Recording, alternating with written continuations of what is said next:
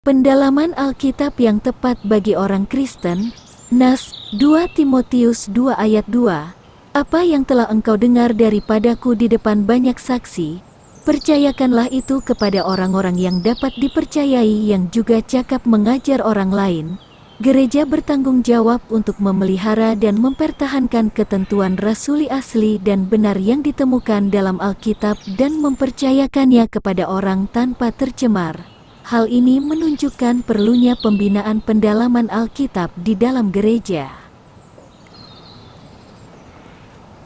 Alkitab memberikan alasan-alasan berikut ini untuk pendalaman Alkitabiah atau teologi di rumah gereja atau di sekolah. A. Mempercayakan Injil Kristus kepada orang percaya yang setia supaya mereka dapat mengenal. Baca 2 Timotius 3 ayat 15. Baca Yeremia 2 ayat 8. 2 Timotius 1 ayat 14, peliharalah harta yang indah, yang telah dipercayakannya kepada kita, oleh Roh Kudus yang diam di dalam kita, dan mengajarkan iman Alkitabiah yang benar.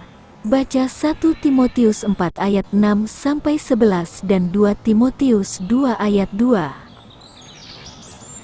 1 Timotius 4 ayat 6 dengan selalu mengingatkan hal-hal itu kepada saudara-saudara kita. Engkau akan menjadi seorang pelayan Kristus Yesus yang baik, terdidik dalam soal-soal pokok iman kita dan dalam ajaran sehat yang telah kau ikuti selama ini. 1 Timotius 6 ayat 3. Jika seorang mengajarkan ajaran lain dan tidak menurut perkataan sehat yakni perkataan Tuhan kita Yesus Kristus dan tidak menurut ajaran yang sesuai dengan ibadah kita. Roma 6 ayat 17. Tetapi syukurlah kepada Allah, dahulu memang kamu hamba dosa, tetapi sekarang kamu dengan segenap hati telah mentaati pengajaran yang telah diteruskan kepadamu.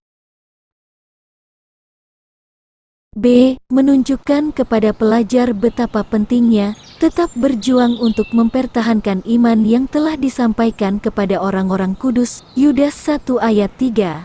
Saudara-saudaraku yang kekasih, sementara aku bersungguh-sungguh berusaha menulis kepada kamu tentang keselamatan kita bersama, aku merasa terdorong untuk menulis ini kepada kamu dan menasihati kamu, supaya kamu tetap berjuang untuk mempertahankan iman yang telah disampaikan kepada orang-orang kudus.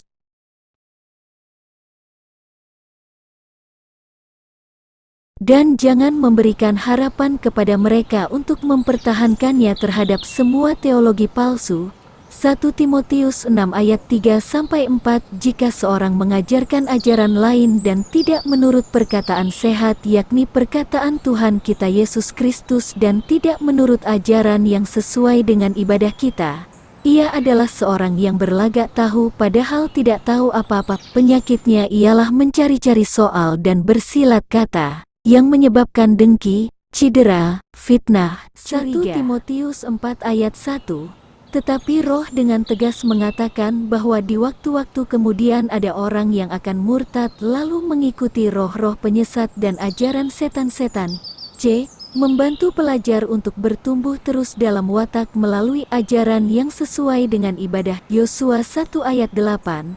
Janganlah engkau lupa memperkatakan kitab Taurat ini, tetapi renungkanlah itu siang dan malam supaya engkau bertindak hati-hati sesuai dengan segala yang tertulis di dalamnya. Sebab dengan demikian perjalananmu akan berhasil dan engkau akan beruntung. Mazmur 1 ayat 2-3. Tetapi yang kesukaannya ialah Taurat Tuhan, dan yang merenungkan itu siang dan malam. Ia seperti pohon yang ditanam di tepi aliran air yang menghasilkan buahnya pada musimnya, dan yang tidak layu daunnya, apa saja yang diperbuatnya berhasil. Mazmur 119 ayat 97-100. Matius 28 ayat 20. Yohanes 17 ayat 14-18. 1 Tesalonika 4 ayat 11. Timotius 4 ayat 7-16. 2 Timotius 3 ayat 16. 1 Timotius 1 ayat 5.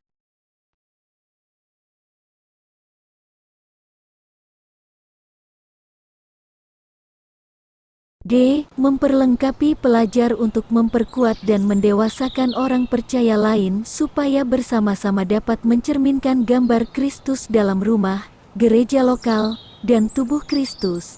Efesus 4 ayat 11-16.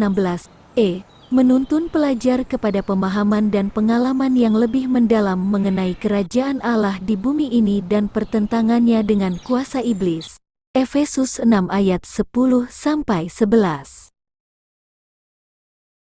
Tentang kerajaan Allah.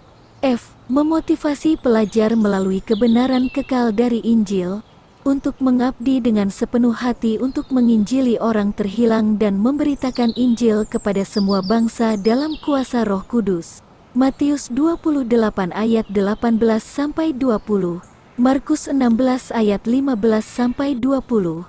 G. Memperdalam pengalaman pelajar mengenai kasih Kristus, persekutuan pribadi dan karunia Roh Kudus. Yohanes 17 ayat 3, 21,26, Efesus 3 ayat 18-19, dengan mendorong mereka mengikuti pimpinan Roh Kudus yang di dalam mereka. Roma 8 ayat 14, dengan menerima baptisan dalam Roh Kudus. Lihat di Kisah Para Rasul 2 ayat 4. Dan dengan mengajar mereka berdoa.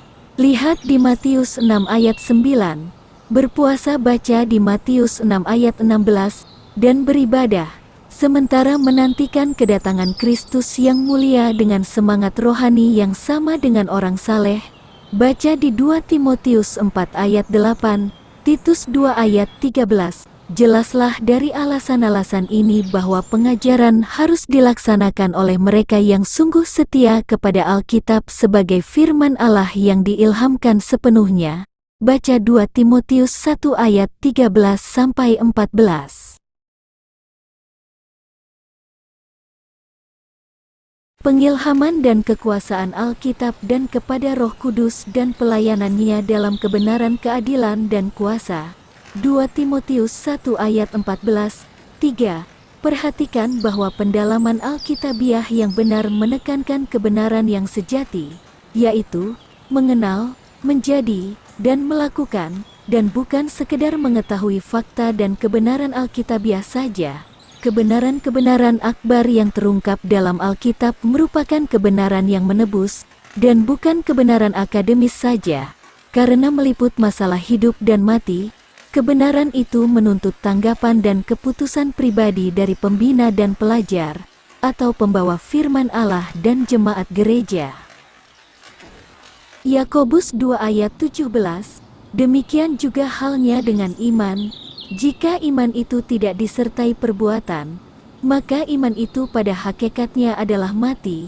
Filipi 1 ayat 9. Dan inilah doaku, semoga kasihmu makin melimpah dalam pengetahuan yang benar dan dalam segala macam pengertian.